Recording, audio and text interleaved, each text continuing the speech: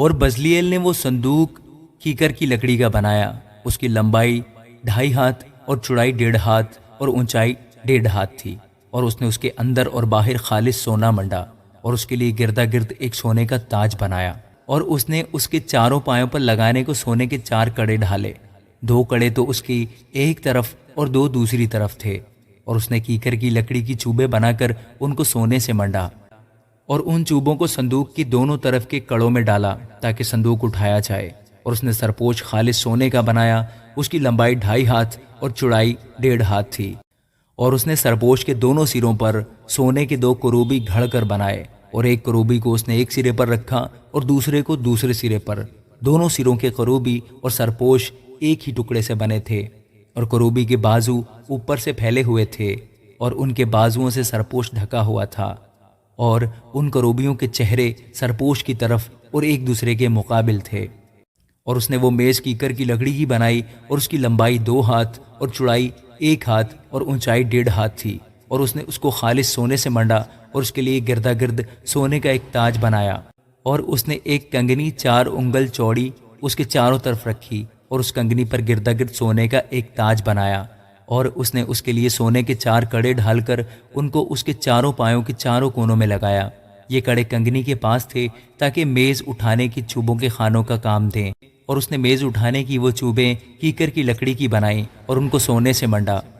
اور اس نے میز پر کے سب ظروف یعنی اس کے طباق اور چمچے اور بڑے بڑے پیالے اور انڈیلنے کے آفتابے خالص سونے کے بنائے، اور اس نے شمعدان خالص سونے کا بنایا، وہ شمعدان اور اس کا پایا اور اس کی ڈنڈی گھڑے ہوئے تھے، یہ سب اور اس کی پیالیاں اور لٹو اور پھول ایک ہی ٹکڑے کے بنے ہوئے تھے، اور 6 شاخیں اس کی دونوں طرف سے نکلی ہوئی تھیں، شمعدان کی 3 شاخیں تو اس کی ایک طرف سے اور 3 شاخیں اس کی دوسری طرف سے، اور ایک شاخ میں بادام کے پھول کی شکل کی 3 پیالیاں اور ایک لٹو اور ایک پھول تھا،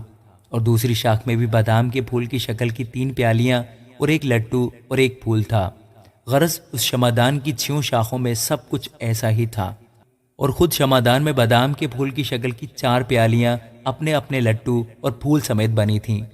اور شمعدان کی 6 نکلی ہوئی شاخوں میں سے ہر 2 شاخیں ایک ایک لٹو ایک ہی ٹکڑے کے تھے، ان کے لٹو اور ان کی شاخیں سب ایک ہی ٹکڑے کے تھے، سارا شمعدان خالص سونے کا اور ایک ہی ٹکڑے کا گھڑا ہوا تھا، اور اس نے اس کے لیے 7 چراغ بنائے، اور اس کے گلگیر اور گلدان خالص سونے کے تھے، اور اس نے اس کو اور اس کے سب ظروف کو ایک کنتار خالص سونے سے بنایا، اور اس نے بخور جلانے کی قربان گاہ کیکر کی لکڑی کی بنائی،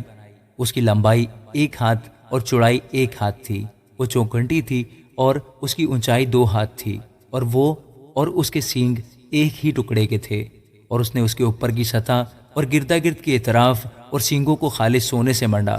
اور اس کے لیے سونے کا ایک تاج گردا گرد بنایا، اور اس نے اس کے دونوں طرف کے دونوں پہلوؤں میں تاج کے نیچے سونے کے 2 کڑے بنائے جو اس کے اٹھانے کی چوبوں کے لیے خانوں کا کام دیں،